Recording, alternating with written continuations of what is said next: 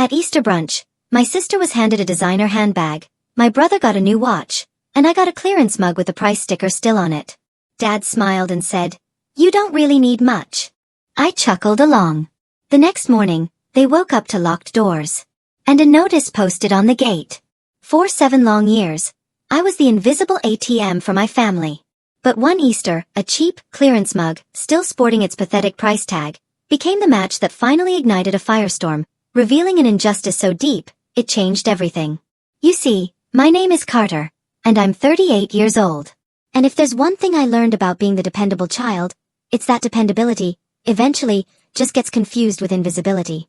For 7 incredibly long years, I've been paying the mortgage on the house my parents lived in. I'm not talking about contributing, or helping out with a few bills.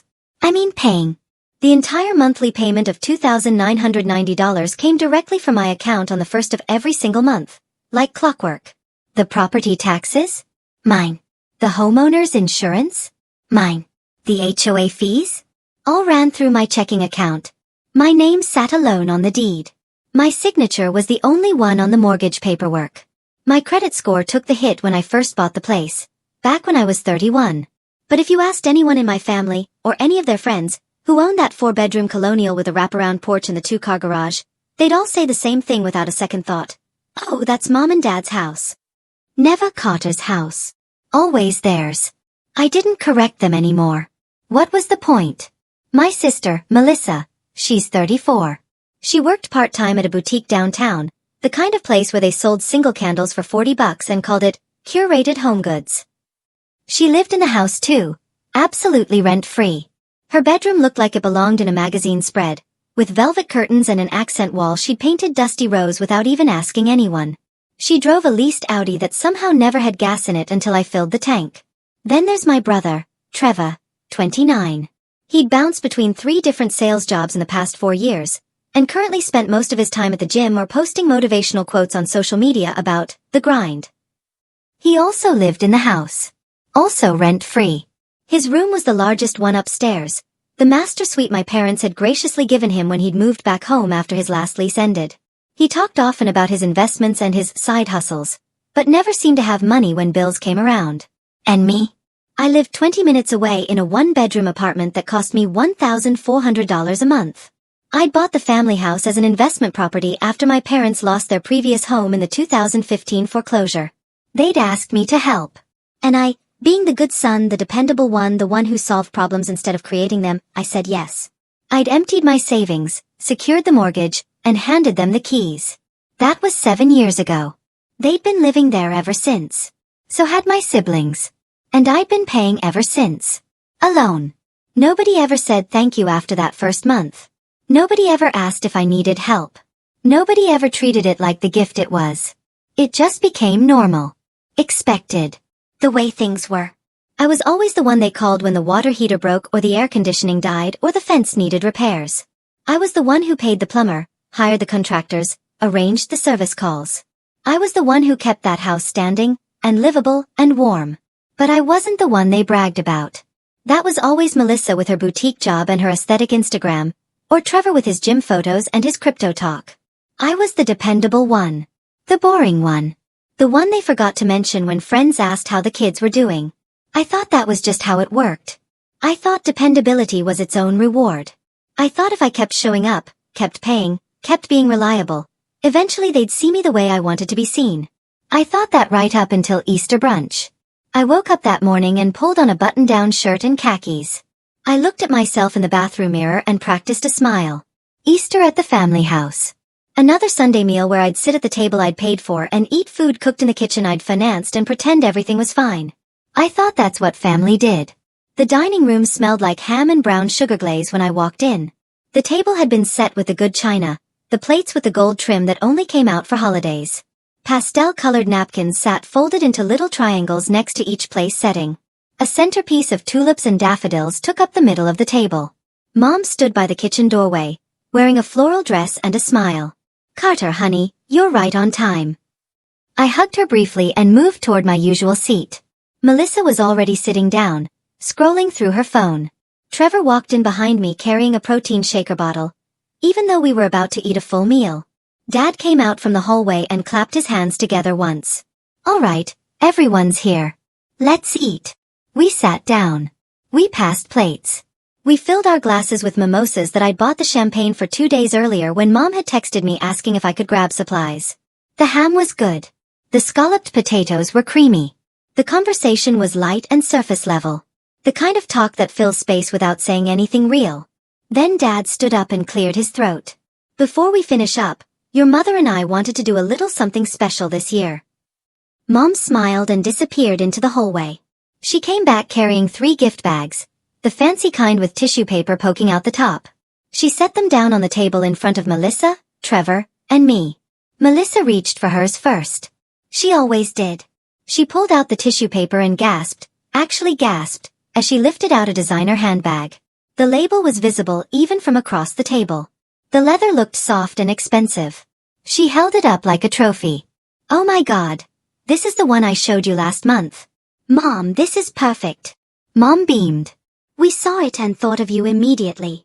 Trevor opened his next. He pulled out a watch case and flipped it open. Inside sat a silver watch with a black face and clean lines. He lifted it out and turned it over in his hands. This is incredible. I've been looking at watches like this for months. Dad nodded. You work hard, son. You deserve something nice. Then they both looked at me. My turn. I reached for my bag. The tissue paper inside was thin and cheap compared to theirs. I pulled it aside and looked down. A mug. Not just any mug. A clearance rack mug. The kind you find at discount stores in the back corner with the dented packaging and the odd colors nobody wanted. It was beige with a generic floral pattern. And the price sticker was still on the bottom. $4.99. Marked down from $7.99. I held it up slowly. I stared at it. I looked at the sticker. I looked at my sister's handbag, still gleaming on the table next to her mimosa. I looked at my brother's watch, polished and expensive on his wrist. Then I looked at my father. He was smiling. Not a guilty smile. Not an apologetic smile. A satisfied smile. The kind of smile someone wears when they think they've done something perfectly reasonable. You don't really need much, Carter. You're doing fine on your own. Those words landed like stones dropped into still water. Ripples spread outward through me. My mother nodded in agreement. Melissa was taking photos of her handbag with her phone. Trevor was adjusting his watch band. Nobody was looking at me. Nobody was seeing the look on my face. Nobody was paying attention to the moment that just cracked something inside me. I set the mug down gently on the table. I picked up my fork.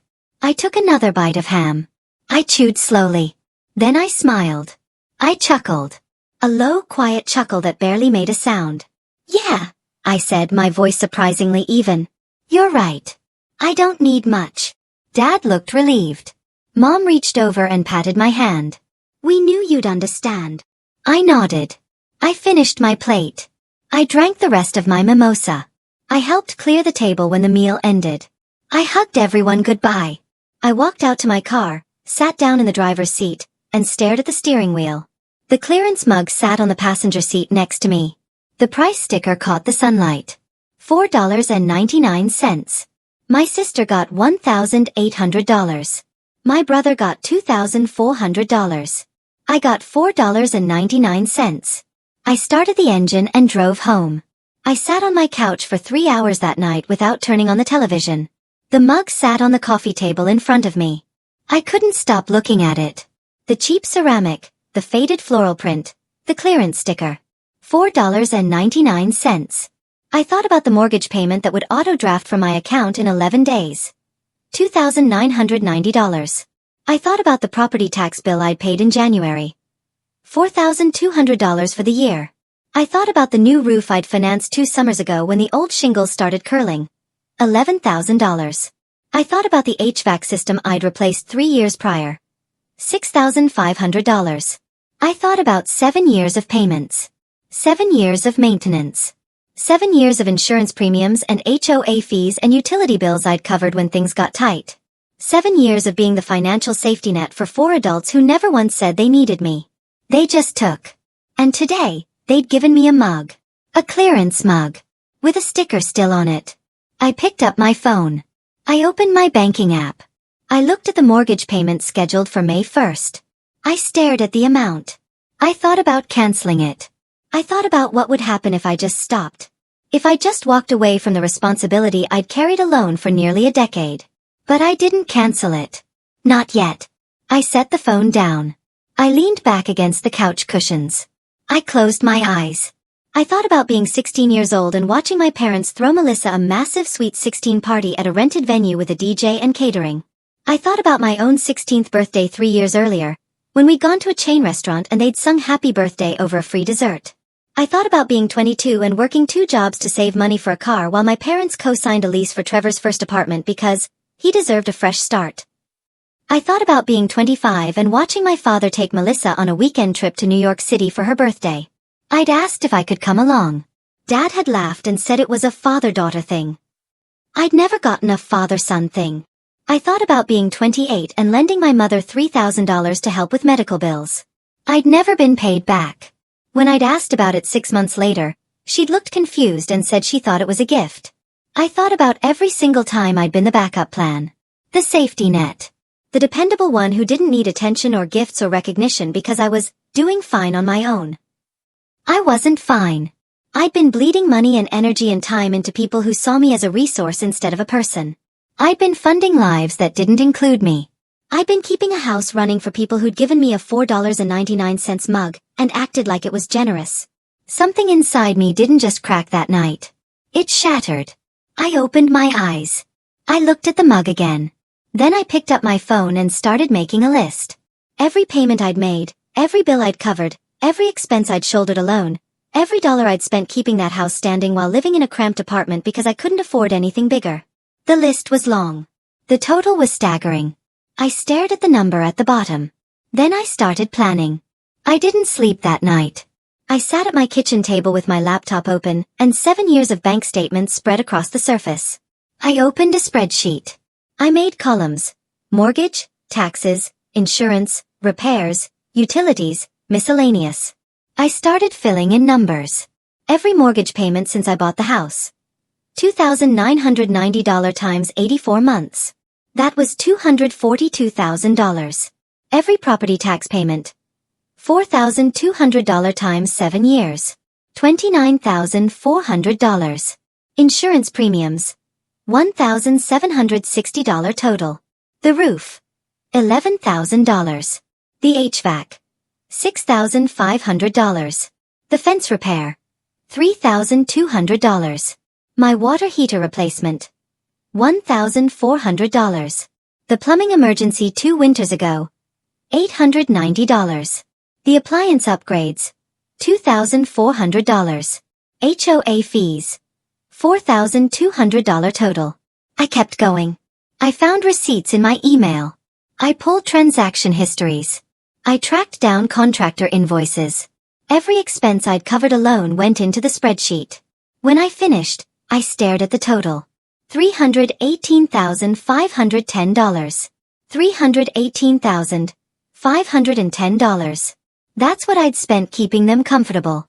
That's what I'd paid so they could live rent-free and drive nice cars and buy designer handbags and luxury watches. And they'd given me a clearance mug. I laughed, a hollow bitter sound that echoed in my quiet apartment. Then I opened a new document. I titled it, Notice of Ownership and Termination of Occupancy Agreement. I started typing.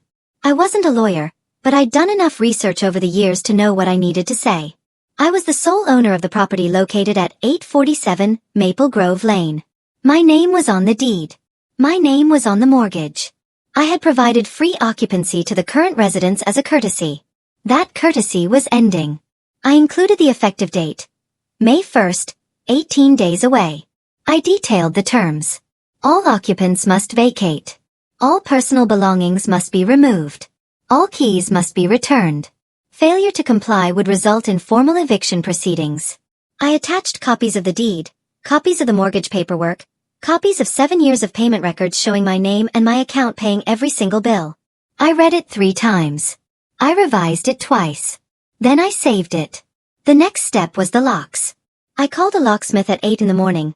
A 24-hour service that handled emergency lock changes. I need every lock changed on a property I own today, if possible. The man on the phone didn't ask questions. We can have someone out there this afternoon. You'll need to be present with proof of ownership. I'll be there. What time? Between 1 and 3. I confirmed the address. I confirmed my availability. Then I called my boss and told him I needed to take a personal day. He didn't ask why. I'd never called out before. I'd earned the flexibility. I showered. I dressed. I made coffee and drank it standing by the kitchen window. I looked at the mug, still sitting on my coffee table. Then I grabbed my keys, my wallet, and a folder containing every document I needed to prove I owned that house. I drove to 847 Maple Grove Lane at noon. My family's cars were gone. Melissa was at work. Trevor was probably at the gym. Mom and Dad had mentioned something at brunch about running errands. Perfect. I parked in the driveway. I unlocked the front door with my key. I walked through the house slowly, room by room. The living room with the sectional couch I'd helped them pick out. The kitchen with the stainless steel appliances I'd paid to install. The bedrooms upstairs with furniture and decorations and lifts built on my dime. It all felt empty. And not just because they weren't there. I walked back downstairs and waited on the front porch. The locksmith arrived at 1:47. He was a middle-aged guy with a toolbox and an efficient demeanor. He checked my ID. He reviewed the deed copy. He nodded. Front door, back door, side door, and garage. All of them. You got it. He worked for 90 minutes. I watched him remove old locks and install new ones. Deadbolts, handle locks. Everything changed. When he finished, he handed me a ring with 6 new keys. All set. That'll be $440. I paid him with my credit card. He left. I stood in the driveway holding the keys. Then I walked to the front gate and posted the notice. A single sheet of paper in a protective plastic sleeve, taped at eye level where nobody could miss it. Notice of ownership and termination of occupancy. I locked every door behind me. I tested each one twice. Then I drove home. My phone started ringing at 6:23 the next morning. I was already awake, sitting at my kitchen table with coffee and my laptop open. I looked at the screen. I didn't answer. It rang again 30 seconds later. Dad. I didn't answer. A text came through. Then another, then 5 more in rapid succession. Mom. Carter, the locks don't work. Mom. Did you change the locks? Dad. Call me right now. Trevor. Dude, what the hell is going on? Melissa. Why is there a notice on the gate? Trevor. My key doesn't work. I set the phone face down on the table and took another sip of coffee. 20 minutes later, my phone rang again. This time, it was a number I didn't recognize. I answered. Hello, Carter Williams speaking. Carter? It's your mother. I'm calling from a neighbor's phone because you won't pick up. What is happening? We can't get into the house.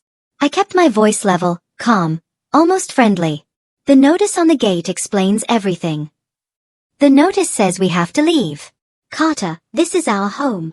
No. I corrected her, my voice steel. It's my home. My name is on the deed. I've been paying the mortgage for 7 years. You've been living there as my guest. That arrangement is over. There was silence on the other end. Then I heard my father's voice in the background, angry and loud. Let me talk to him. The phone changed hands. Dad's voice came through sharp and demanding. Carter, I don't know what kind of stunt you think you're pulling, but you need to unlock these doors right now. I don't need to do anything. I'm the owner. You're residents who've been living rent-free. I'm terminating that arrangement. You have until May 1st to vacate. This is insane. You can't just kick us out. Actually, I can. I'm the sole owner. Check the deed if you don't believe me. It's attached to the notice. We'll fight this. We'll take you to court. Go ahead. Bring the deed to your lawyer and ask them what rights you have. Spoiler alert. None. I could hear him breathing hard on the other end of the line. Then he switched tactics. Carter, come on. Be reasonable. This is your family. My family gave me a $4.99 clearance mug for Easter while giving my sister an $1,800 handbag and my brother a $2,400 watch. My family has lived in a house I've paid for without contributing a single dollar in 7 years. My family has treated me like an ATM with legs. So yeah, Dad, this is my family and I'm done. You're being childish. I'm being exactly what you said I was. Someone who doesn't need much. So I don't need to fund your lifestyle anymore. Silence. Then Mom's voice, tearful now, took over the phone again. Carter, please. Where are we supposed to go? That's not my problem anymore. You're all adults. Figure it out the way I had to figure out how to pay for everything alone. We can talk about this. Just let us inside. There's nothing to talk about. The notice has all the details. May 1st, 18 days. After that, if you're still there, I'll file for formal eviction. You wouldn't. I hung up. The phone rang again immediately. I turned it off completely. I sat in the silence of my apartment and felt something unfamiliar wash over me. Power. For the first time in 7 years, I wasn't the one scrambling. I wasn't the one worrying. I wasn't the one carrying weight that wasn't mine to carry. I was the one holding the keys. They tried everything over the next 3 days. Melissa showed up at my apartment building twice. I didn't let her in. She stood outside my door and knocked for 10 minutes the first time, her voice moving from angry to pleading to angry again. The second time, she brought Trevor. They pounded on the door together and shouted about family and loyalty and how I was destroying everything over a misunderstanding. I stayed silent inside. Eventually, they left. Mom tried a different approach. She sent long text messages from a new number I didn't have blocked yet. Messages about how hurt she was. Messages about how she didn't understand where this was coming from. Messages about how they'd always treated me well and I was being cruel. I didn't respond, but I did save every message. Screenshots, dated, and organized into a folder. Dad tried intimidation. He left a voicemail saying he'd spoken to a lawyer and that I was making a huge mistake. He said they had rights as long-term residents. He said I couldn't just throw them out without proper notice. I smiled when I listened to that one. Proper notice? I'd given them 18 days in a formal written document. That was more than proper. But I wanted to be thorough. I wanted every single detail documented and airtight. So, I spent those 3 days building an unbreakable case. I pulled the original deed from my fireproof safe. The document clearly showed my name as sole owner. No joint ownership, no co-signers, just me. I printed the complete mortgage history. Every payment, every confirmation number, every statement showing the money leaving my account and going to the lender.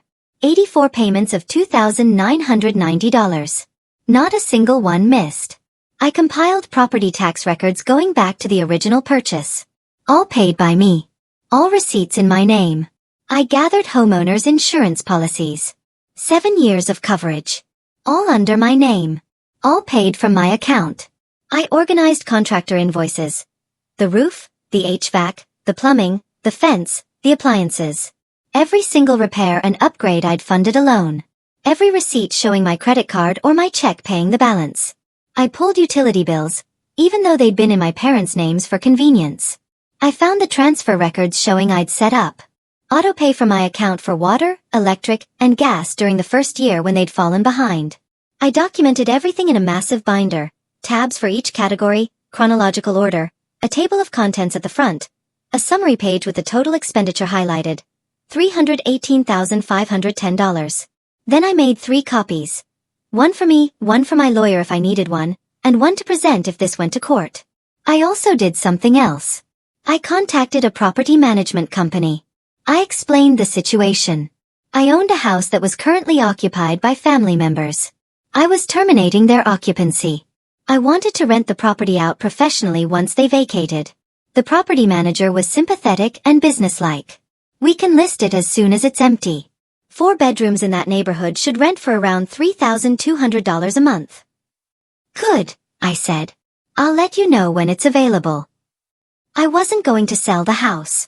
That would mean losing my investment. But I also wasn't going to let it sit empty, or let them back in. I was going to rent it to strangers who would pay market rate and treat it like the financial transaction it actually was. No more favors, no more family discounts, no more invisible provider. On day 4, my phone rang from a number with a legal office prefix. I answered. Carter Williams speaking. This is attorney Patricia Holbrook. I've been retained by David and Susan Williams regarding a property dispute. I'd like to discuss a possible resolution. There's no dispute, I stated calmly. I own the property. They're residents without a lease. I've given notice. They need to leave. Mr. Williams, I understand emotions are high, but perhaps we could meet and discuss this reasonably? Everything about this has been reasonable. I've provided written notice, documented ownership, and given them more than 2 weeks to make arrangements. If they'd like to challenge my ownership, they're welcome to try. May I ask why you're pursuing this course of action? I paused. Then I said it plainly. Because they gave me a $4.99 clearance mug for Easter while giving my siblings luxury gifts, and they've been living rent-free in my house for 7 years without a single thank you. I'm done being invisible. I'm done paying for people who don't see me. They can figure out their own housing now. There was a long silence on the other end. I see. I'll relay this to my clients. You do that. I hung up. The paper trail was complete. The case was airtight. And the deadline was approaching. April 30th arrived with rain. I drove to the house at 10 in the morning. I wanted to see if they'd actually left, or if I'd need to proceed with formal eviction. Part of me expected to see their cars still in the driveway. Expected resistance. Expected one last attempt to guilt me into backing down. The driveway was empty. I parked on the street and walked up to the front gate. The notice was gone, torn down at some point during the past 2 weeks. I used my new key to unlock the gate and walked up the path to the front porch. The door was closed.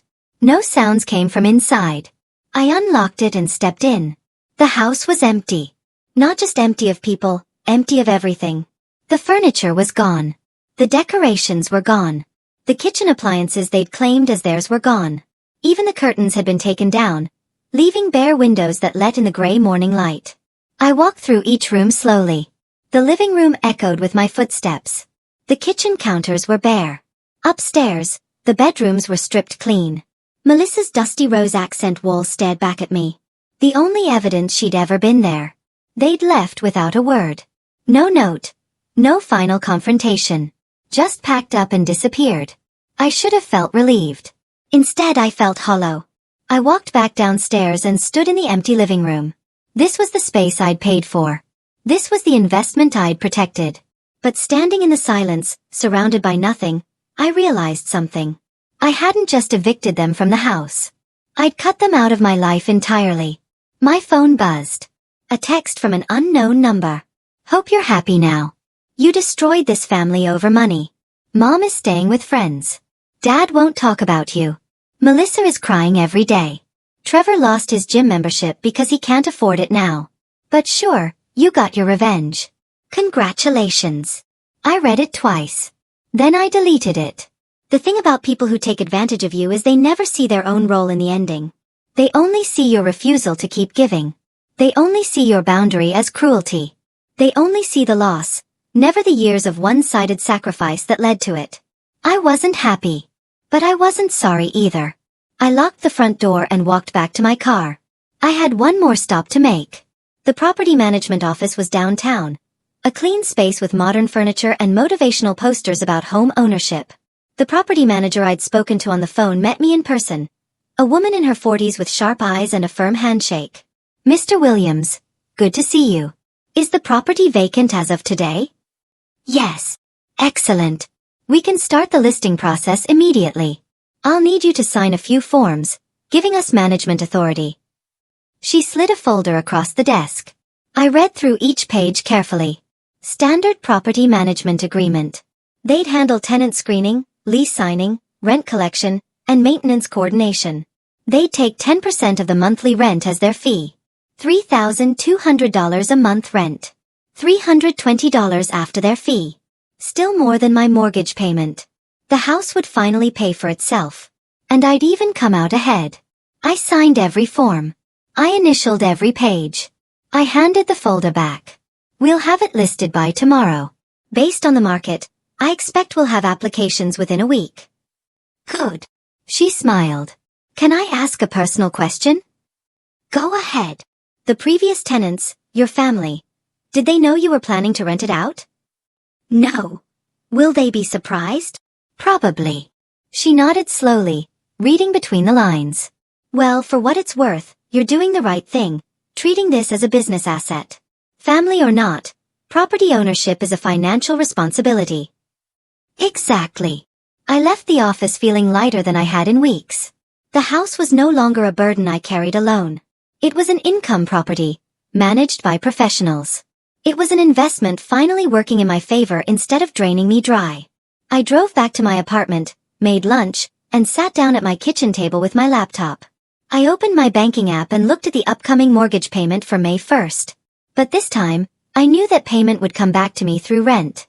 This time, I wasn't funding anyone's lifestyle but my own. I closed the laptop and looked around my small apartment. 1 bedroom, tight kitchen, but it was mine.